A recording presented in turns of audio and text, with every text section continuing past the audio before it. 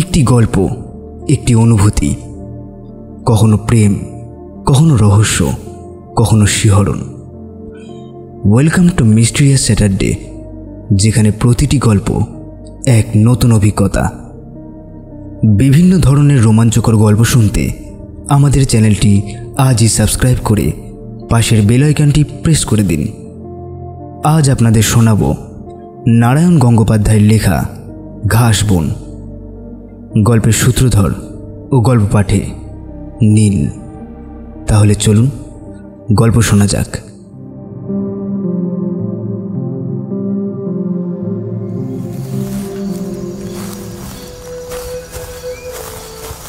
হাতে লম্বা লাঠিটার উপর ভর দিয়ে শরীরটাকে ঝুঁকিয়ে দিল সামনের দিকে। তারপর সেই অবস্থাতেই একটা লাফ দিল শ্যামলাল।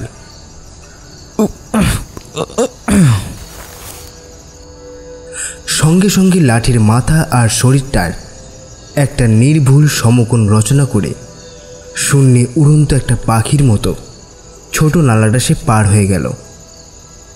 লাঠির নিচেটা গিয়ে পড়েছিল জলের মধ্যে। সেটাকে তুলে নিতে বেশি সময় লাগলো না। কোমর সমান নরম ঘাসের ভেতর দাঁড়িয়ে সে উৎকর্ণভাবে তাকাতে লাগলো চারিদিকে। হাতের একটা মুঠোকে চোঙার মতো গোল করে ধরল চোখের সামনে, যেন ওতে আরো বেশি করে দেখতে পাবে। কিন্তু দিক দিগন্ত জোড়া ঘন শ্যামল ঘাস বনের মধ্যে কোথাও দেখা গেল না আকাশের কোণে আঁকা গাঢ় নীল রঙা 3 পাহাড়ের রেখার মতো একটা পিঠের আভাস কিংবা শিংওয়ালা অতিকায় মাথাটা। একটু দূরে সবুজ তৃণপ্রান্তরের মাঝখানে হঠাৎ ব্যতিক্রমের মতো খানিকটা রাঙামাটির জাঙ্গাল বিকীর্ণ হয়ে আছে। হঠাৎ দেখলে মনে হয় কেউ যেন মস্ত উঁচু করে একটা রাস্তা তৈরি করতে চেয়েছিল এখানে। কিন্তু যে কারণেই হোক তার ইচ্ছাটা সম্পূর্ণ হয়নি। প্রাকৃতিক হোক আর ভুলে যাওয়া কোনো মানুষের হাতের কাজই হোক, এখন ওর নাম ভূতের জাঙ্গাল। কঠিন লাল মাটি, ছোট বড় অসংখ্য কাঁকড়ে একেবারেই বোঝাই। কেউ যেন আগুনে পুড়িয়ে মাটিটাকে লোহার মতো শক্ত আর নিরস করে দিয়েছে। তাই গোটা 2 শিমুল গাছ ছাড়া আর কিছু গাছগাছালি গজাতে পারেনি। হাঁ হাঁ করছে ন্যাড়া জাঙ্গাল। শুধু সর্বাঙ্গে জলার হিংস্রতম সাপ আলাদ কুকুরের ফোকর নিয়ে পড়ে আছে অতিকায় একটা কঙ্কালের মতো। আর তারই চারপাশে সবুজের ঐশ্বর্য ঢেউয়ে ঢেউয়ে দোলা খাচ্ছে। কপাল কুঁচকে একবার জাঙ্গালটার দিকে তাকালো শ্যামলাল। উঠবো নাকি ওর উপরে? সুবিধা হয় তাহলে, চারিদিকের অনেকটা ভালো করে দেখতেও পাওয়া যায় তাহলে। কিন্তু উঠতেও তো ভরসা হচ্ছে না। সবাই জানে জঙ্গলটা গোখর সাহেবের রাস্তা না। আর তাদের ভয় একটা শেয়াল পর্যন্ত এগানো, আর আমি তখন ছাড়। শিয়াল না হয় এগোয় না, কিন্তু আপাতত যা দেখা যাচ্ছে না এগিয়ে উপায় নেই শ্যামলালের। চোখ গিয়ে পড়ল মাঠের ওপারের প্রান্তরেখায়। সেখানে ম্লান হয়ে আসছে সূর্য, ছাড়া ছাড়া মেঘে রক্তাভ দীপ্তি। আর বেশি দেরি নেই, দেখতে দেখতে ধাঁ করে নেমে যাবে বেলাটা। তারপর মাঠের ওপরে ঘনাবে আলিয়া জ্বলা কৃষ্ণপক্ষের অন্ধকার। সেই অন্ধকারে এই মাঠকে ভয় করতে থাকবে শ্যামলালের। নিজের লাঠির উপরে তার বিশ্বাস থাকবে না। তবে আপাতত আকাশের সূর্য জেগে আছে এবং আস্থা আছে লাঠিখানার ওপরে। যত বড়ই যাত্রীর আলাদ গোখরই হোক না কেন, একবার চোখাচোখি হলেই আর ট্যাঁফও করতে দেবো না। এই ডান্ডার বাড়ি মেরেই সমস্ত ফোনার তেজ বার করে দেবো। অলক্ষ্য প্রতিদ্বন্দ্বীর সম্ভাবনা কল্পনা করতেই কাঁধের পেশিগুলো ফুলে উঠল শ্যামলালের। নিজের ঠোঁটটাকে একবার সে শক্ত করে চেপে ধরল দাঁত দিয়ে। তারপর নির্ভীক পায়ে এগিয়ে চলল জাঙ্গালের উদ্দেশ্যে। ওর ওপর থেকে ভালো করে চারিদিকটা একবার দেখে নেওয়া দরকার। সন্তপর্ণে মাটির দিকে চোখ রেখে শ্যামলাল উঠল জাঙ্গালে। কাঁকুর গাঁথা শক্ত মাটির গা দিয়ে বর্ষার জল গড়িয়ে গড়িয়ে নামে, তাই তার সর্বাঙ্গে কতগুলো খাঁজের মতো সৃষ্টি হয়েছে। সেই খাঁজের ভেতরে লাঠি ফেলে শ্যামলাল উঠতে লাগলো। একটা শিমুল গাছের নিচে এসে দাঁড়ালো। তলায় মসৃণ তকতকে মাটি, যেন যত্ন করে নিকিয়ে রাখা।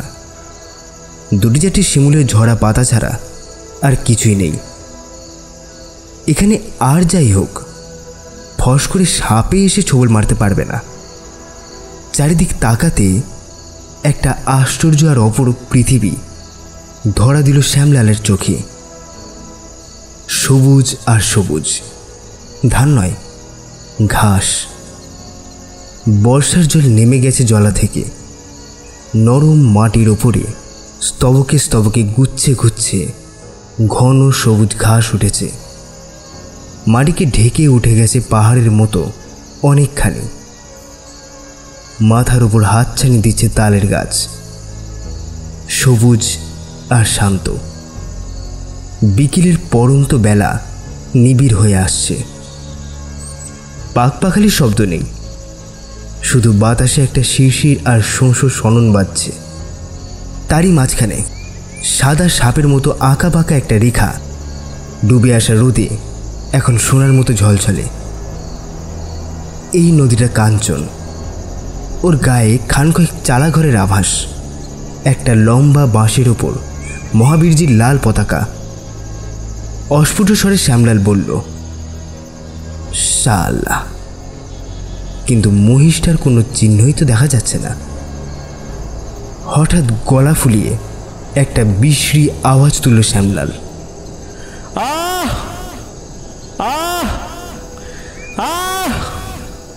তার কর্কশ আওয়াজটা চারপাশের শান্ত স্তব্ধটাকে বিদীর্ণ করে দিল। বাতাসের তরঙ্গে তরঙ্গে ছড়িয়ে ছড়িয়ে পড়তে লাগলো লহরে লহরে। শিমুল গাছের মাথার উপর থেকে ভয়ার্ত দুটো বক ডানা মেলে দিলে আকাশে। শ্যামলাল ডাকল,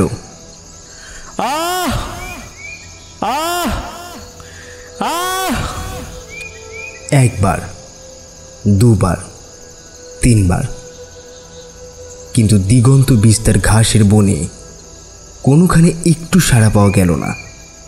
শুনতে পাওয়া গেল না পরিচিত গম্ভীর গলার মৃদু প্রত্যুত্তর। এমন তো হয় না। শ্যামলালের মনে আশঙ্কায় আচ্ছন্ন হয়ে উঠল। বাকালের সবচাইতে দুধের মহিষ খোয়া গেলে সর্বনাশ, কিন্তু গেল কোথায়? মহিষটার বাপ মা তুলে একটা অশ্লীল গাল দিল শ্যামলাল। তারপর আবার তারস্বরে ডাকল,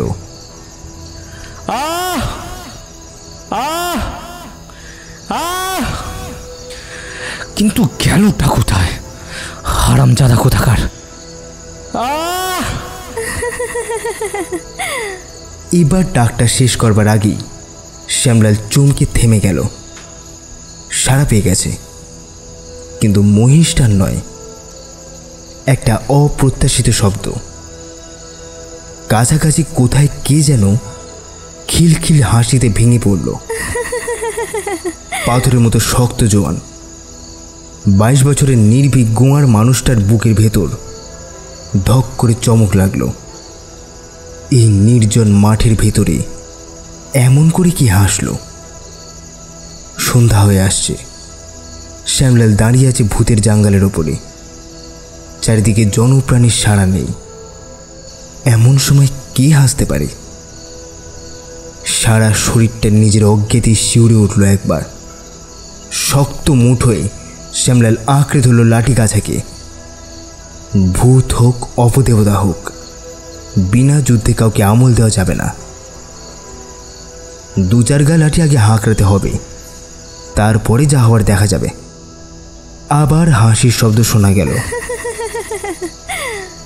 খিলখিল করে মিষ্টি হাসি। একটু আগেই যে কর্কশ শব্দ তুলে সমস্ত মাঠখানাকে ভরিয়ে তুলেছিল শ্যামলাল, এর সঙ্গে তার কোনো মিল নেই। এ যেন শান্ত স্তব্ধ পৃথিবীকে গানে আর সুরে উল্লাসিত করে দিল।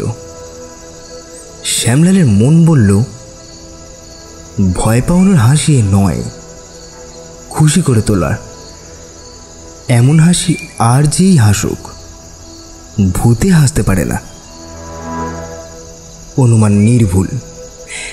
এতক্ষণ দূরে দূরে দৃষ্টিটাকে ছড়িয়ে রেখেছিল বলেই কি এত কাছের জিনিসটা দেখতে পায়নি শ্যামলাল।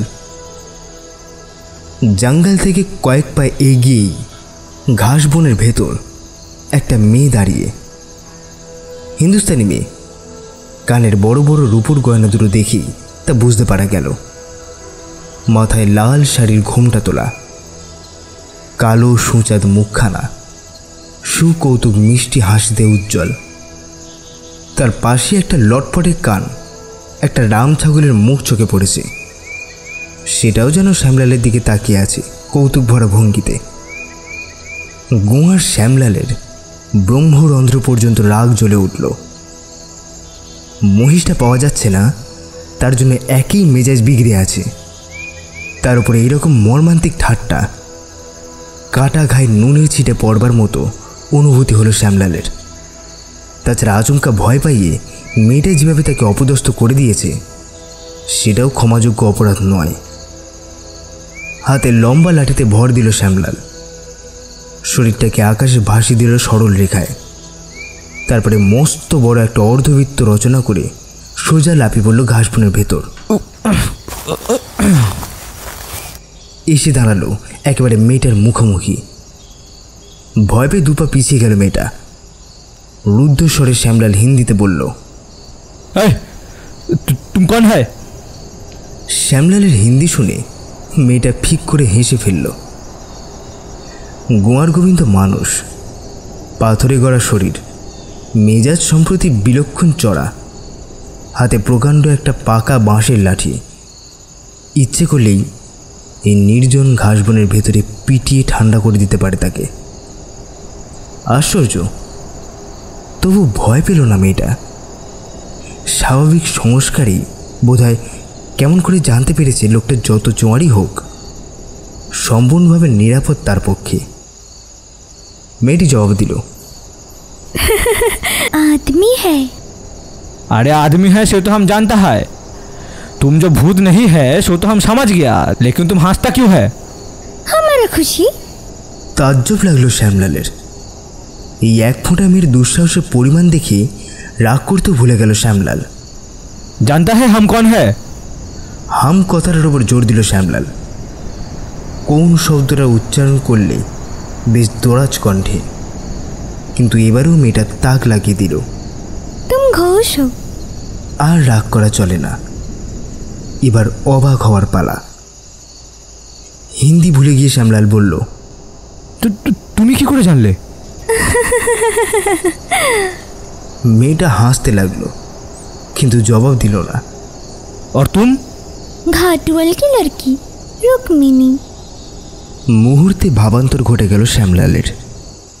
বিস্ময়, কৌতূহল সব কিছু মিলে গিয়ে ক্রোধে দপ করে জ্বলে উঠল রক্ত। তাই বলো, শত্রুর মেয়ে না হলে এমন বুকের পাটা হয়? এতক্ষণে সে কৌতুক ভরা হাসিটা একটা নতুন অর্থ নিয়ে দেখা দিল তার কাছে। রাগে বেশি কথা আর বেরোতে চাইল না মুখ দিয়ে। হাতে লম্বা লাঠিটাকে সামনের দিকে বাড়ি দিয়ে শ্যামলাল বলল, এই ভাগো ভাগো বলছি, ভাগো ভাগো। তারপর নিজেই আর অপেক্ষা করল না, লাঠির ওপর ভর দিয়ে এক লাফে উঠে পড়ল জঙ্গলের ওপরে। আর একটা লাফে চলে গেল ওপারে। দুজনের মাঝখানে ব্যবধানের মতো মাথা তুলে দাঁড়িয়ে রইল ভূতের জঙ্গলটা। বাতাসে শোনা যেতে লাগলো ঘাস বনের শিরশির আর শোঁ শব্দ। পশ্চিম আকাশে তালবনের মাথার উপর দিয়ে সূর্য ডুবছে। আর দেরি করা চলে না, লম্বা লম্বা পা ফেলে ঘাস বন ঠেলে ঠেলে এগোতে লাগলো শ্যামলাল। সমস্ত ক্রোধ, বিদ্বেষ, ক্লান্তি আর হতাশা ছাপিয়েও কি আশ্চর্য, সেই খিলখিল মিষ্টি হাসিটা অপূর্ব মাদকতার মতো ছড়িয়ে রইল তার চেতনার মধ্যে। খেয়াঘাটের ঘাটওয়ালের ওপর জাত ক্রোধ শ্যামলালের। ঘাটওয়ালকে একবার কায়দা মতো হাতের কাছে পেলে লাঠির মুখে তার মাথাটা গুঁড়িয়ে দেবে, পুঁতে দেবে জলার পানা আর গুড়ি কচুরির মধ্যে। এরকম একটা সাধু সংকল্প মনে মনে পুষে আসছে অনেক দিন থেকে। কিন্তু ঘাটওয়াল শ্যামলালের চাইতেও চালাক, সুতরাং এই পর্যন্ত সুযোগটা আর ঘটে ওঠেনি। এই নীরব নির্জন মাঠের মাঝখানে উল্লেখযোগ্য মানুষ বলতে এরা দুজন, সুতরাং শত্রুতার চেয়ে মিত্রতা হওয়াটাই স্বাভাবিক ছিল বেশি। কিন্তু হয়নি। ডুবা জলাজমি, বর্ষায় সমুদ্র, বর্ষার পরে ঘাসের জমি, সেও সমুদ্র, কিন্তু নীলচে ঘোলা জলের নয়, সবুজ ঘাসের। আদি অন্তহীন এমন একটা গোচারণ ভূমি সারা উত্তর বাংলার কোথাও নেই। এর এক প্রান্তে 6 মাইল দূরে গ্রাম, আরেক প্রান্তে 4 মাইল। মাঝখানে এই 10 মাইল জায়গা জুড়ে বিস্তীর্ণ প্রকৃতি প্রাথমিক পৃথিবী। আর এরই ভেতরে প্রক্ষেপের মতো ঘাটওয়ালের ঘাট আর শ্যামলালের মহিষের বাথান। 4-5 পুরুষ আগে হিন্দুস্তানি ছিল শ্যামলালেরা, কিন্তু সেই কৌলিন্য আর নেই এখন। মাতৃভাষার জায়গা দখল করেছে প্রাদেশিক বাংলা। কখনো কখনো তার ভেতরে বালিয়া জেলার এক একটা বেখাপ্পা শব্দ উত্তরাধিকার সূত্রে অর্জিত। পিতৃপুরুষের ভাষা আর নেই, রুচিরীতিও বদলেছে, কিন্তু বদলায়নি পেশাটা। এই দিকবিস্তার মাঠের ভেতরে মহিষের বাথান। মহিষের সংখ্যা কম নয়, ছোট বড় বাছুরগুলো শুদ্ধ, প্রায় 18টি। আগে আরও ছিল, তবে 2 বছর আগে মরগ লাগাতে অনেকগুলো শেষ হয়ে গেছে, সেজন্য শোকবোধটাও পুরনো হয়ে গেছে। আপাতত এই 18টিকে নিয়েই খুশি আর পরিতৃপ্ত আছে শ্যামলাল। প্রায় 3 মাইল এগিয়ে উঁচু টিলার উপরে শ্যামলালের ঘর, চাকরদের আস্তানা, মহিষের গোয়াল। নিজের বলতে কেউ নেই, একান্তভাবেই একা। কিন্তু ক্ষোভ নেই এই একাকিত্ব বোধের জন্য, বেদনাও নেই। এই মহিষগুলোকে নিয়েই তার দিন কাটে। বড় ভালো লাগে অতিকায় চেহারার অবলা প্রাণীগুলোকে। জলার ঘাস খেয়ে নধর মসৃণ দেহ তাদের তৈলাক্ত স্বাস্থ্যে চকচক করে। তাদের স্নেহসিগ্ধ পরিতৃপ্ত চোখগুলির দিকে তাকিয়ে ভারী তৃপ্তি বোধ হয় শ্যামলালের। মায়ের মতো আদর করে সে। মহিষগুলোর গলার নিচে হাত বুলিয়ে দেয়, আরামে চোখ বুজে আসে তাদের।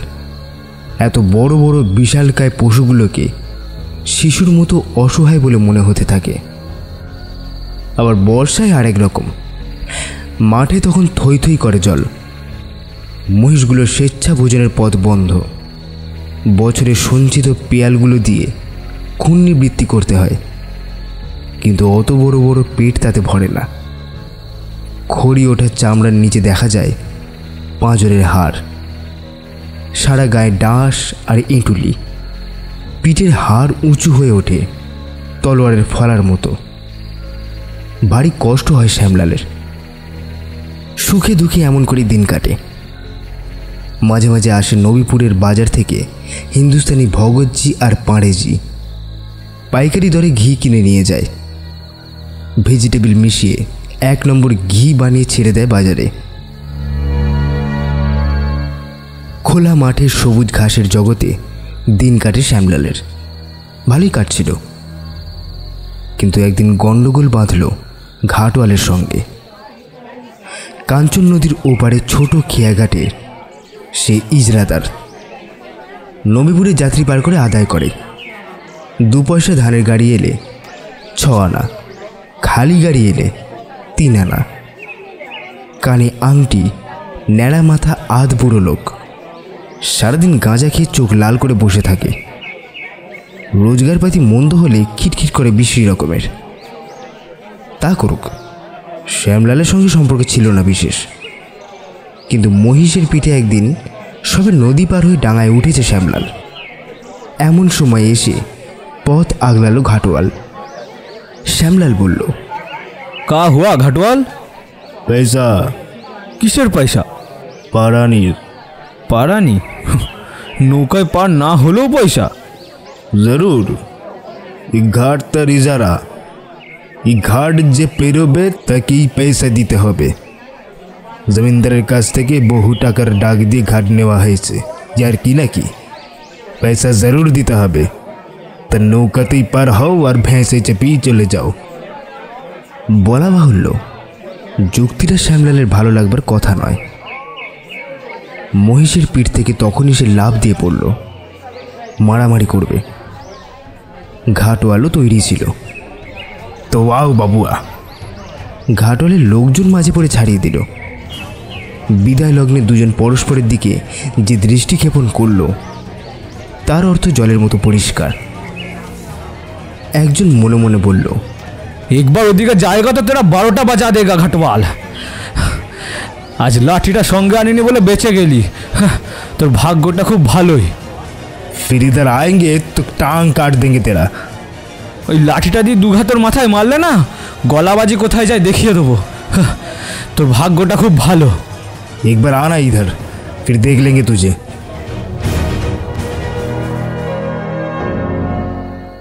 এই হলো শত্রুতার সংক্ষিপ্ত ইতিহাস। সন্ধ্যার মলিন ছায়ায় যখন ঘাস বন ধরেছে কালো সমুদ্র রূপ, তখন ঘরে ফিরল শ্যামলাল। আর ফিরে এসে দেখল কখন কোন ফাঁকে দুদিনের হারানো মহিষটা নিজে থেকেই বাথানে ফিরে এসছে। কোষে মহিষটাকে একটা চাঁটি বসালো শ্যামলাল। গাল দিয়ে বলল কাল থেকে বেঁধে রাখবে। রাত্রে নিজের খাটিয়াতে শুয়ে একটা আশ্চর্য নতুন ভাবনায় আচ্ছন্ন হয়ে গেল মন। ঘাটওয়ালের মেয়ের ওপর একটা অপরিসীম ক্রোধ আর বিরক্তি নিয়ে যে চিন্তাটা শুরু হয়েছিল, কখন তার ধারাটা ঘুরে গেছে সম্পূর্ণ উল্টো দিকে সেটা টেরই পায়নি শ্যামলাল। মন বলতে লাগলো, ভারী সুন্দর তার মুখখানা, নদীর স্রোতের মতো তার হাসির শব্দ, ঘাস বনের নিরবিচ্ছিন্ন শিরশির আর শোঁ শব্দের মধ্যে পরন্ত রোদের শান্ত কোমল নির্জনতার একটা অপরূপ আবির্ভাবের মতো এসে দাঁড়িয়েছিল মেয়েটা। সমস্ত রাত্রি ধরে ওই ছবিটা স্বপ্ন সঞ্চার করতে লাগলো তার ঘুমের মধ্যে। শ্যামলাল স্বপ্ন দেখতে লাগলো শত্রুর মেয়ের সঙ্গে ক্রমাগত সে ঝগড়া করে চলেছে। পরের দিনটা আবার শুরু হলো বাঁধা কাজের তাগিদে। চাকরগুলোকে দিয়ে দুধ দোয়ানো, সেই দুধ জাল দিয়ে ঘি তৈরির বন্দোবস্ত। কাল সকালেই আসবে রামরতন ভগত, এক মন ঘি চাই তার।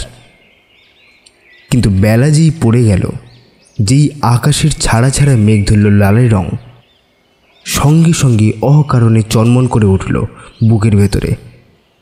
আগুনে পোড়া তামাটে রঙের বিশাল কঙ্কালের মতো ভূতের জাঙ্গালটা তার শিমুলের শাখা দুলিয়ে দূর থেকে হাত ছানি দিল তাকে।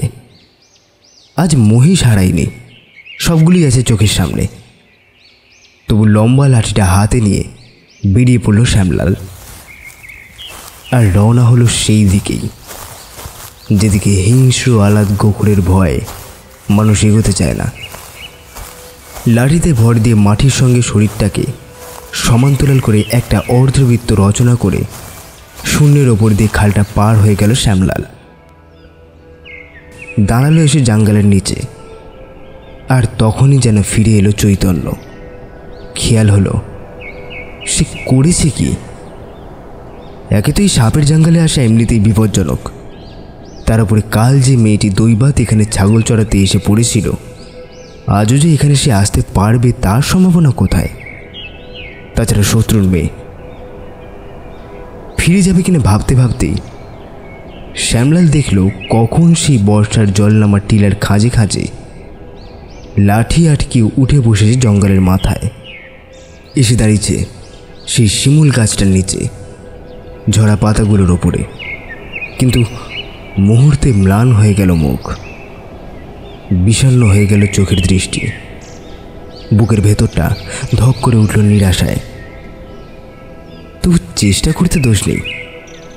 মুখে হাতটা চাপা দিয়ে অকারণেই বৃষ্টি বাঁচ খাই আওয়াজ তুলল শ্যামলাল।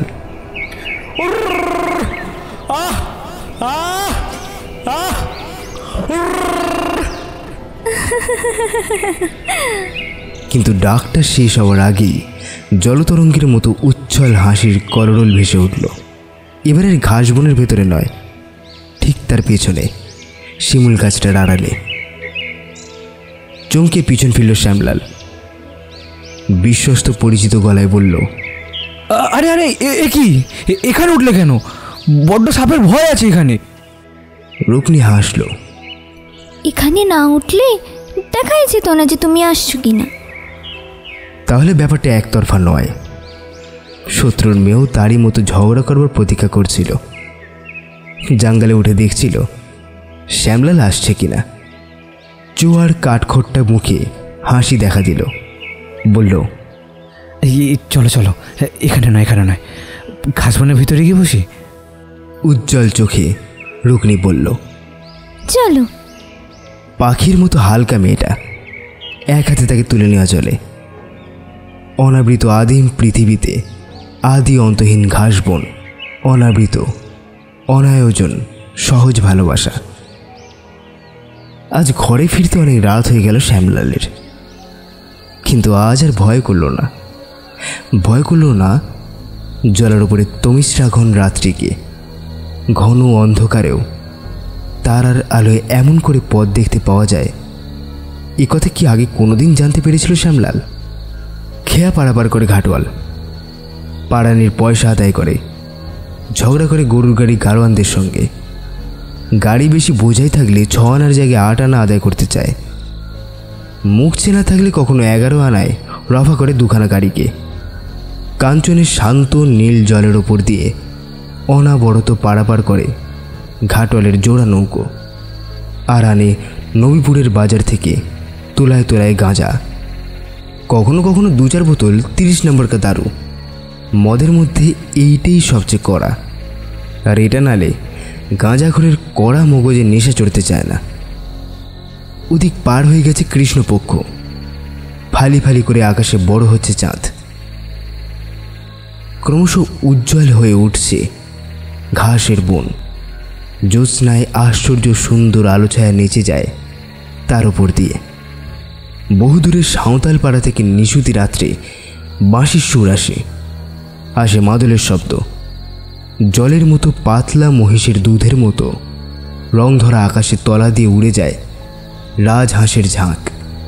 খাটিয়ার উপরে বসে বসে জাগ্রত স্বপ্ন দেখে শ্যামলাল। মহিষগুলোকে এখনও আদর করে, যত্ন করতে চেষ্টা করে এখনও, কিন্তু সেই আন্তরিকতা আর নেই। এখন পরিষ্কার দ্বিমুখী হয়ে গেছে মনের গতিটা। জানি এতদিন সে সম্পূর্ণ হয়েছিল, আজ মনে হয় তার ভেতরে কত বড় একটা ফাঁকি লুকিয়েছিল। এভাবে একা একা আর বাস করা চলে না। একা একা থাকা এখন অসম্ভব তার পক্ষে। আজকাল আর অপেক্ষা করতে হয় না বিকেলের ছায়া ঘনানো পর্যন্ত। দুপুরের পরেই আসে রুকনি। নিরিবিলি ভূতের জাঙ্গালের পাশে ঘন সবুজ ঘাস স্নিগ্ধ নিবিড় আবরণ দিয়ে ওদের ঢেকে রাখে। এমনিতেই বুক পর্যন্ত ঘাস, মাথা উঁচু করে না দাঁড়ালে দেখতে পাওয়া যায় না। তার আড়ালে নিবৃত নিঃসঙ্গ অপরূপ অবকাশ। সবুজ ঘন ঘাস, বিচিত্র একটা মিষ্টি গন্ধে ভরা। প্রজাপতি উড়ে আসে ফড়িং। মাথার ওপর সকৌতুকে চক্র দিয়ে উড়ে যায় ওদের নিভৃত প্রেমের নিঃশব্দ সাক্ষী। রাজরাজরাদের বিছানা কি এই সবুজ ঘাসের চাইতেও নরম? শ্যামলালের বাহুতে নিজেকে এলিয়ে দিয়ে গুনগুন করে গায়ে রুকনি। শির শির স্বর স্বর শোঁ করে তার সঙ্গে সুর মেলায় ঘাস বনের গান। ভূতের জাঙ্গালের ওপরে শিমুলের ছায়াটা ঘন হয়ে আসতে থাকে। সূর্য পাটে নামে পশ্চিমের তালবনের ওপরে। এদিকে উঁকি মারে চাঁদের পাণ্ডুর রেখা। রুগ্নি ছাগল নিয়ে ফিরে যায় খেয়াঘাটের দিকে। লম্বা লাঠির ওপরে লাফ দিয়ে ঘরের দিকে রওনা হয় শ্যামলাল। তারপর জ্যোৎস্নার মাতাল করা সন্ধ্যা। একা একা খাটিয়ায় পড়ে ঝিমুতে অসহ্য লাগে এখন, অথচ উপায় নেই। ঘাটওয়ালকে বলা যাবে না, তীরে মারতে আসবে। অবশ্য মারামারিতে ভয় পায় না শ্যামলাল, কিন্তু তাতে কোনো ফায়দা হবে না। লাভের ভেতরে ঝামেলাই বাড়বে খানিকটা, ওতে করে রুকনিকে পাওয়া যাবে না।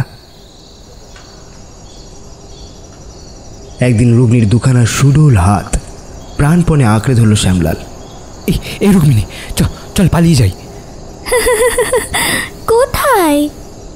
যেখানে খুশি, যত দূরেই হোক, পালিয়ে গিয়ে শাদি করবো তোকে। পারবে? মাথার ভেতরে টকবক করে রক্ত ফুটছিল শ্যামলালের। আরে পারবো না কেন, নিশ্চয়ই পারবো। এই বাথান, এই ভেঁসের পাল, এগুলো কি সব শুদ্ধ তাড়িয়ে দিতে পারবে? ফেলে যেতে পারবে? হাত দুটো আপনা থেকেই ছেড়ে দিল শ্যামলাল। এই মহিষের পাল, কত যত্ন, কত আশঙ্কা, কত সজাগ পরিচর্যা, মুখে যত সহজেই বলা যাক, মনের দিক থেকে অত জোর নেই তার। তাছাড়া যাবেই বা কোথায়? এত বিরাট, এত বিপুল পৃথিবীতে কতটুকু জানে শ্যামলাল? কতটুকুই বা তার চেনা? এই ঘাসের বন, সমুদ্রের মতো যার বিস্তার, এই রাঙামাটির টিলাগুলি, দূরে দূরে তাল গাছ, আকাশে ছাড়া ছাড়া মেঘে সূর্যাস্ত সূর্যোদয়ের রং, তাল গাছের মাথার উপরে রুকনির হাসি ভরা মুখের মতো উঁকি দেওয়া চাঁদ, কাঞ্চন নদী, খেয়াঘাট, আর দূরের নবীপুরের বন্দর। কি আছে এর বাইরেও? সেখানে অপরিচয়, সেখানে এমন কি কিছু আছে যার উপরে ভর দিয়ে সে দাঁড়াতে পারে নিজের পায়ে? গভীর রাত্রিতেই দিগন্ত সমাকীর্ণ মাঠের ভেতরে কেউ যদি পথ হারায়, তাহলে যেমন আলেয়ার আগ্নেয়শিখা বিভ্রান্ত করে ঘুরিয়ে মারে তাকে, তেমনি করে সেই অচেনা জগৎ ঘুরিয়ে ভুলিয়ে মারবে তাকে। এবং সেই অন্ধকারে তাকে কি পথ দেখাতে পারবে রুকনি? সংশয় কাটে না মনের ওপর থেকে। তবু জোর করে জবাব দিল শ্যামলাল, তোর জন্য সব পারবো। আচ্ছা, ভেবে দেখো। রুকনির চোখ তেমনই লীলা মধুর কৌতুকে জল করছে। প্রতিবাদ করা উচিত। রুকনি বিশ্বাস করেনি বুঝতে পারছে শ্যামলাল, কিন্তু তবুও প্রতিবাদ করা চলে না।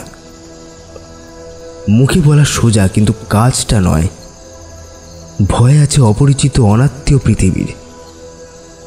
সমস্ত নাড়িতে নাড়িতে জড়িয়ে আছে বাথানের প্রতি অন্ধ দুর্বলতা। সারাটা জীবন ধরে সবচাইতে একান্ত করে জেনেছে যাকে। আর আশঙ্কা আছে সেই সব আলেয়ার, রাত্রির অন্ধকারে নিথর কালো ঘন ঘাস বনে যারা অসতর্ক পথিককে বিভ্রান্ত করে ঘুরিয়ে নিয়ে বেড়ায়, কখনো কখনো বা ডুবিয়ে মারে জলের হাতি তলিয়ে যাওয়া অথই কাদা জলের মধ্যে। মনের ভিতরে অসহ্য অস্বস্তি, নিজের হাত কামড়ে খেতে ইচ্ছে করে শ্যামলাল। তোর শালা ওই গাঁজাখোর বাপের কাছেই যাব, তার পা ধরে তোর হাত ভাঙবো।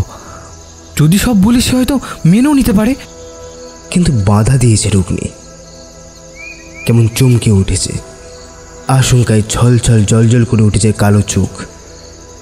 বলছে, না না না না কেন? টাকা যদি চাই আমি দেব, 100 রুপয়া, 150 রুপয়া, আমার টাকার অভাব নাই। না, সে হবে না। কেন কেন হবে না? হঠাৎ একটা ঢোক গিলেছে রুকনি। কি একটা কথা সামলে নিয়েছে মুহূর্তের মধ্যে। রপর দ্বিধা করে বলেছে, আমার বাপের ভারী রাগ তোমার উপর। 1000 টাকা দিলেও রাজি হবে না, বরং ঝামেলা হবে খানিকটা। তার চাইতে এই ভালো। এই ভালো? মনের দিক থেকে মেনে নিতে পারে না শ্যামলাল। এ ভালো নয়। এই লুকোচুরি এখন রীতিমতো পীড়া দিচ্ছে তাকে। অপরাধ বোধ, লজ্জা, কারো কাছে কখনো ছোট হয়নি শ্যামলাল। চলেছে মাথা উঁচু করে, সোজা মনের মতো হাত সোজা লম্বা লাঠিটার ওপরে নিঃসংকোচ জোর রেখে। আজ হীন মনে হয় নিজেকে। মনে হয় ঘাটওয়ালের কাছে সে হেরে যাচ্ছে। এমন একটা জায়গাতে এখন দাঁড়িয়ে আছে ঘাটওয়াল, যেখানে তার দিকে মুখ উঁচু করে তাকানোর সাহস নেই শ্যামলালের। আরও অসহ্য লাগে রাত্রি, দুর্বিষহ বোধ হয় একেবারে। খোলা বারান্দায় খাটিয়ায় ঘুমোয় শ্যামলাল। গভীর রাত্রে শুনতে পায় বহু দূরে সাঁওতাল পাড়া থেকে বাঁশির সুর। ওই সুরটা রক্তের ভেতরে যেন ঝিমঝিম করে বাজে। দক্ষিণের হাওয়াটায় যেমন বিশ্রী একটা অস্বস্তি। শরীরকে আচ্ছন্ন করে তুলতে চায়। বড় একা, বড় বেশি নিঃসঙ্গ লাগে। না, আর পারা যায় না। এবার বলতেই হবে ঘাটওয়ালকে, কপালে যা থাকে তাই হোক। সারা রাত ছটফট করে বলেই ঘুমটা ভাঙতে দেরি হচ্ছে আজকাল। মুখের ওপরে রোদ এসে পড়েছে শ্যামলালের। ঘুমের ভেতর কেমন অস্বস্তি বোধ হচ্ছে। আরে শুনতে হো। হঠাৎ চমকে ধর্মর করে উঠে বসল শ্যামলাল। এ কি সত্যি? এ কি বিশ্বাস করবার মতো? তার দাওয়ার নিচে দাঁড়িয়ে ঘাটওয়াল, ন্যাড়া মাথা, কানে আংটি। এই সকালেই নেশা করে এসেছে। টকটকে লাল চোখের দৃষ্টি, হাতে একখানা তেল পাখানো মস্ত লাঠি। ডাক দিচ্ছে, ওই হো ঘোষ, আরে শুনতে হো। আতঙ্কে মরার মতো পারুর হয়ে গেল শ্যামলাল। রুকনির ব্যাপারটা টের পেয়েছে নাকি ঘাটওয়াল? বিহবল চোখ বুলিয়ে একবার তাকিয়ে দেখে নিল লাঠিটা তার তৈরি আছে কিনা। কিন্তু তাজ্জব লাগিয়ে দিয়ে ঘাটওয়াল হাসল, বলল, এত বেলা পর্যন্ত শুয়ে থাকো কেন? কাজের কথা আছে তোমার সঙ্গে। কাজের কথা? ঘাটওয়াল হাসছে। তাহলে এবারেও চমক লাগলো শ্যামলালের, কিন্তু আনন্দের চমক। রুকনি তবে ব্যবস্থা করে ফেলেছে সব।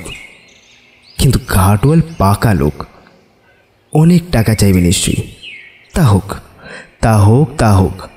রুকনির জন্য 200 টাকা খরচ করে তার আপত্তি নেই। आओ बैठो खाटिया में। আমন্ত্রণ গ্রহণ করে খাটিয়ায় এসে বসল ঘাটওয়াল। রোমাঞ্চিত আনন্দে সর্বাঙ্গ কাঁপছে শ্যামলালের। তার উড়ে যেতে ইচ্ছা করছে এই সবুজ ঘাসের ওপর দিয়ে, ঝাঁপে পড়তে ইচ্ছা করছে রুকনির বুকে। কিন্তু আরেকটু ধৈর্য ধরতে হবে, করতে হবে আরও একটু প্রতীক্ষা। কথা আরম্ভ করার আগে হাতের চেটোটে বেশ খানিকটা খৈনি পাকিয়ে নিল ঘাটওয়াল। ভাগ দিল শ্যামলালকে, খানিকটা নিজের মুখেও পড়ল। তারপর ধাতস্থ হয়ে বলল, ভেবে দেখলাম তোমার সঙ্গে ঝগড়াঝাটি করে কোনো লাভ নেই। जरूर जरूर। जो हो गया वो भूल जाओ, আমি একটু কাজে এসেছি। নিজের বুকের স্পন্দন শুনতে পাচ্ছে শ্যামলাল। কি কাজ? 2 ভালো ঘি চাই। কত দাম? এও কি ভূমিকা? না শুধু এইটুকুই মাত্র বলতে এসেছে ঘাটওয়াল। আশায় আশঙ্কায় দুলতে লাগলো শ্যামলালের মন। 2 ভালো ঘি? ওর দাম আর লিব না তোমার কাছ থেকে। হাজার হোক, যখন দোস্তি হয়ে গেল থাক, ও দাম আর লাগবে না তোমার কাছ থেকে। अच्छा अच्छा, तब तो ठीक है। আজ থেকে তোমার আর পাড়ানের পয়সা লাগবে না দোস্ত। আসলি কথাটা কি জানো? ঘি আমার জন্য নয়, আমার বেটির বর আসবে, তাকেই। তোমার বেটির বর? কোন বেটি? এই কি তো বেটি আমার, ওই রুকনি। শ্যামলালের মাথার ওপর মস্ত একটা লাঠির ঘা এসে পড়ল। মাথাটা যেন চুরমার হয়ে গেল মুহূর্তে। রুক্মিণী? প্রতিধ্বনি করল শ্যামলাল, কিন্তু এত ক্ষীণ কণ্ঠে যে ঘাটওয়াল তা শুনতে পেল না। ঘাটওয়াল বলে চলল, শাদি তো হয়েছে 2 বছর বয়সে, पर এতদিন গাওনা হয়নি কিনা, তাই এবার নিতে আসবে। জামাই আমার খুব মানি লোক, হাবিবপুর থানা সিপাহী। শনিবারে সে আসবে মেয়েকে নিতে, বলেছে একটু ভালো ঘিয়ের জোগাড় রাখতে। নিষ্পন্দ হয়ে রইল শ্যামলাল। হাতের চেটোয় আবার নতুন করে খানিকটা তামাক পাতা নিয়ে ঘাটওয়াল ডলতে লাগলো। জামাই বহুত ভালো লোক, খত পাঠিয়েছে চৌকিদারের সঙ্গে, মেয়েকে পাঠিয়েছে লাল শাড়ি, লেখা হ্যাঁ গৌনাও নিয়ে আসবে। বরাত ভালো রুকনির, কি বলো দোস্ত? হঠাৎ শ্যামলাল হেসে উঠল। হ্যাঁ হ্যাঁ, জরুর জরুর। কেমন সন্দিগ্ধ হয়ে তাকালো ঘাটওয়াল। হাসিটার অর্থ যেন ঠিক বুঝতে পারল না। তারপর জিজ্ঞেস করল, তবে ঘিটা কখন পাওয়া যাবে? কাল কাল সন্ধ্যের পরে আমি নিজেকে দিয়ে আসবো, কালকেই পেয়ে যাবে। রুকনি অস্বীকার করেনি কিছুই। তেমনি ঘাস বনের শান্ত কোমল ছায়ায় নিজেকে লীলা ভরে এলিয়ে দিয়েছে শ্যামলালের বুকের ভেতরে। বলেছে, তোমাকে বলিনি, বললে তোমার কষ্ট হতো। তাছাড়া তোমার মতো জুয়ান মানুষটাকে পাওয়ার জন্য ভারী লোভ হয়েছিল। ঠিক কথা, কোনো অন্যায় হয়নি। ঘৃণা ভরে রুকনিকে বুকের ভেতর থেকে ছিটকে ফেলে দেয়নি শ্যামলাল। এই ঘাসের বনে, এই দিগন্ত জোড়া মুক্ত মাঠের ভেতরে এমনই নির্ভাবনায় ভালোবাসাই তো ভালো। এখানে যেমন ঘরের বেড়া নেই, তেমনই কোনো নিয়মের বেড়া নাই বা থাকলে এই গোপন ভালোবাসায়। পৃথিবীর ধর্মকেই মেনে নিয়েছে রুকনি, ক্ষতি কি? নির্জন প্রেম মাঠের খোলা বাতাসেই উড়ে চলে যাক। আস্তে আস্তে শ্যামলাল বলল, তুই চলে যাবি? কথাটা সোজা জবাব দিল না রুকনি। হয়তো বেদনা বোধ হয়েছে, হয়তো জেগে উঠেছে মৃদু করুণ একটুখানি সহানুভূতি। ঘুরিয়ে বলল, তোমাকে ভুলবো না। আশ্বাসের কোনো প্রতিক্রিয়া হলো না শ্যামলালের মুখে। বলল, কাল কাল একবার আসবি শেষবারের মতো, এরপরে তো তোকে আর দেখতে পাবো না। আসবো। আর আর একটা অনুরোধ আছে তোর কাছে। তোর তোর ওই নতুন রাঙা শাড়িটা পরে আসবি রুক্মিণী, যেটা যেটা একেবারে টকটকে লাল। আমার বাড়ি দেখতে ইচ্ছা করছে তোকে ওই শাড়িতে। পরে আসবি একবার কালকে। রুক্মিণী এবার টিপে টিপে হাসলো একটু। আচ্ছা। পরদিন দুপুরে বাথানের সবচাইতে বড় মহিষটাকে বেছে নিল শ্যামলাল। হিংস্র চেহারা, খাঁড়ার মতো প্রকাণ্ড দুটো শিং। মাঠের প্রচুর ঘাস খেয়ে ইদানিং এটাই একটু বেয়ারা হয়ে উঠেছে। মাঝে মাঝে চলতি দেহাতি লোককে তীরে যেতে চায়। চোখের দৃষ্টিতে লালের আভাস লেগেছে। আজকাল কেমন আশঙ্কা হয় সেদিকে তাকালে। সেই মহিষটার পিঠে চড়ে বসল শ্যামলাল। এগিয়ে চলল জঙ্গলের দিকে। খানিকটা আসতেই পিছনের জগৎটা হারিয়ে গেল ঘন ঘাস বনের নেপথ্যে। শুধু জেগে রইল নিস্তব্ধ নির্জনতা। বাতাসে রাশি রাশি ঘাসের আনন্দিত আন্দোলনে শব্দ উঠেছে শির শির শোঁ শোঁ। এই সেই স্তব্ধতা যেখানে নির্জনে ভালোবাসা চলে আর আর হত্যা করা চলে নিঃশব্দে। নালা পার হয়ে মহিষটা শ্যামলালের তাড়া খেতে খেতে অনেকটা মাটি আর পাথর ভেঙে বহু কষ্টে উঠে পড়ল জঙ্গলে। ফোঁস ফোঁস করে হাঁপাচ্ছে মহিষটা। মাঝে মাঝে অসন্তুষ্টভাবে নাড়ছে শিং দুটো। মুখের কষ দিয়ে গড়াচ্ছে ফেনা। তাছাড়া আকাশে প্রখর রোদ। মাথারে যে দস্তুর মতো তেতে উঠেছে তার, সে বিষয়ে সন্দেহ নেই। হ্যাঁ, রুক্মিণী এসেছে। লাল শাড়ি পরেই এসেছে। শ্যামলালের শেষ অনুরোধটা ভোলেনি। হাসি মুখে এগিয়ে এলো সামনের দিকে। আজ শেষ বাসর। আর সেই মুহূর্তেই একটা ভৈরব গর্জন করলো মহিষটা।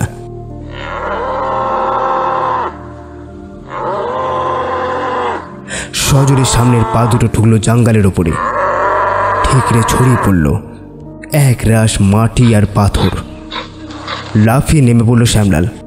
টকটকে লাল রং দেখে খুন চেপেছে উত্তেজিত মহিষের। চোখ দুটোতে ঠিকরে বেরোলো আদিম পৃথিবীর অরণ্য হিংসা। শিং দুটো নিচু করে সোজা ছুটল রুক্মিণীর দিকে। আর্তনাদ করে পালাতে গেল রুক্মিণী। পারল না। টিলা থেকে দৌড়ে নামতে গিয়ে হুড়মুড় করে পড়ে গেল ঘাস বনের মধ্যে।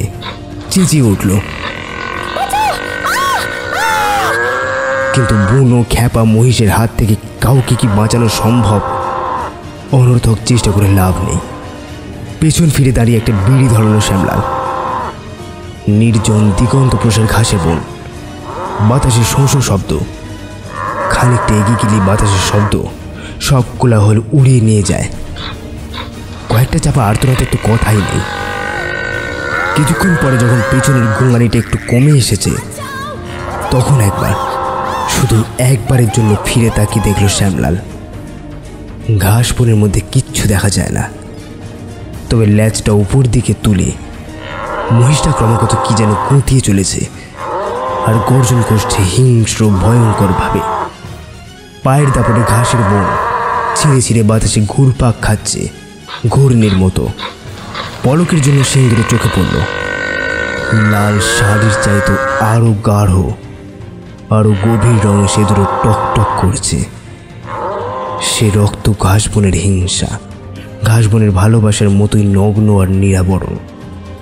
শ্যামলাল নিশ্চিন্তে বিড়িটায় একটা টান দিল, তারপর হাতের লাঠিটা বাগিয়ে ধরে জঙ্গলের ওপর দিয়ে সোজা হেঁটে চলল। তার কাজ এখনো আর একটু বাকি। একটা আলাদ গোখর দরকার, আর দরকার খানিকটা তাজা বিষ। ঘাটওয়ালের জামাইয়ের জন্য খাঁটি ঘিটা সন্ধ্যের মধ্যে পৌঁছে দিতে হবে যে।